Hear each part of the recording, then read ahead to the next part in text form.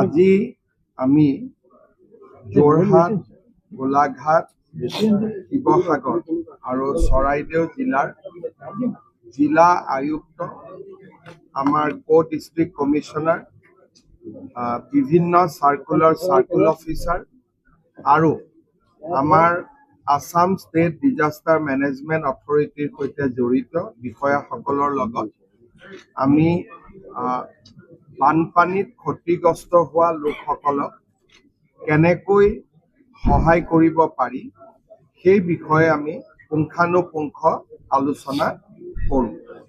আলোচনাত অসম চৰকাৰৰ সন্মানীয় মন্ত্ৰীসকল আৰু কেইবাজনো বিধায়কো উপস্থিত আছে। আজিৰ আলোচনাত এটা সিদ্ধান্ত গ্ৰহণ কৰা হয় যে অহা কালিৰ পৰা আমি যিসকলে জৰীপ কৰিব তেওঁলোকৰ আমি প্ৰশিক্ষণ শিবিৰ জিলা পৰ্যায়ত অনুষ্ঠিত কৰিম আৰু 9 তাৰিখৰ পৰা আমি ক্ষতিৰ যিটো জৰীপ সেই জৰীপ আমি আৰম্ভ কৰিম।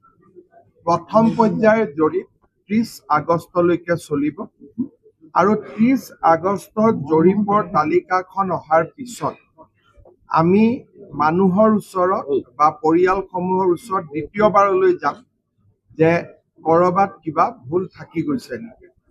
অৰ্থাৎ আমি আশা কৰিব পাৰোঁ যে 10 ছেপ্টেম্বৰৰ ভিতৰত আমি এটা পৰিৱেশ এটা বা কিমান ক্ষয়ক্ষতি হৈছে বা আমি কি পৰিমাণে ক্ষয়ক্ষতি আমি ঘূৰাই দিব লাগিব তাৰ এটা আমি ধাৰণা পাম। এই ক্ষেত্ৰত আমাৰ যিসকল জৰীপ কৰিব যাব তেওঁলোকে প্ৰত্যেকটো ঘৰৰ ফটোগ্ৰাফ আদি কালেক্ট কৰিব আৰু এটা কম্পিউটাৰাইজ এটা পৰ্টেল বা এপ এটা ডেভেলপ কৰা হৈছে যাৰ সহায়ত এই জৰীপ কাৰ্য সমাপন কৰা হ'ব। মই ভাবোঁ যে 30 আগষ্টৰ ভিতৰত আমি এটা অনুমান কৰিব পাৰিম যে এই গোটেই স্থায়ী সংস্থাপনৰ বাবে ৰাজ্য চৰকাৰ বা কেন্দ্ৰীয় চৰকাৰে কিমান টকা ব্যয় কৰিব লাগিব। এবাৰ গোটেই পুঁজিৰ পৰিমাণটো জনাৰ পিছত আমি ডেফিনেটলি ৰাইজক যেনেধৰণে সহায় কৰিব লাগে আমি নিশ্চিতভাৱে তেনেকে সহায় কৰিম। বানবিধ্বস্ত বিদ্যালয়সমূহ কেতিয়াৰ পৰা খোলা?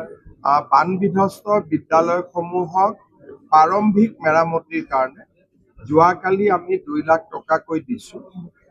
যিসমূহ বিদ্যালয় একেবাৰে খুলিব পৰা অৱস্থাত নাই তেওঁলোকে কাষৰ বিদ্যালয়ত ছাত্ৰ ছাত্ৰীখিনিক টেগ কৰি ল'ব পাৰিব। আমি ইন্সপেক্টৰ অফ স্কুল আৰু ডিঅ সকলক নিৰ্দেশ দিছোঁ।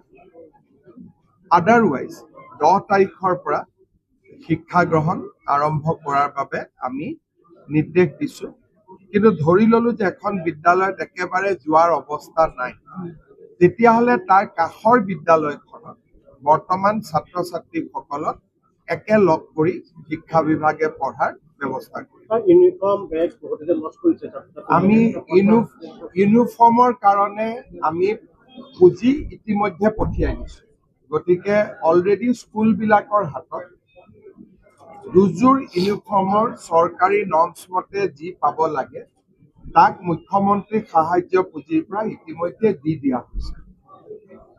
হায়াৰ ছেকেণ্ডাৰী, ডিগ্ৰী আৰু পোষ্ট গ্ৰেজুৱেট এই 3 প্ৰকাৰৰ ছাত্ৰ ছাত্ৰীৰ কাৰণে 1000 টকা, 2500 টকা আৰু 5000 টকা ইতিমধ্যে মুকলি কৰি দিয়া হৈছে আৰু তেওঁলোকৰ বেংক একাউণ্টত যোৱাকালি ট্ৰান্সফাৰ হৈছে আৰু এই 2টা কাম চিফ মিনিষ্টাৰ ৰিলিফ ফাণ্ডৰ পৰা কৰা হৈছে আৰু এই 4খন জিলাৰ 768খন বিদ্যালয় 93খন বিদ্যালয় 2 লাখ টকাকৈ ইতিমধ্যে যোৱাকালি দিয়া হৈছে।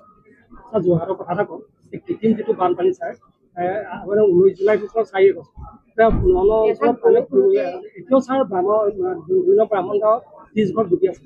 চব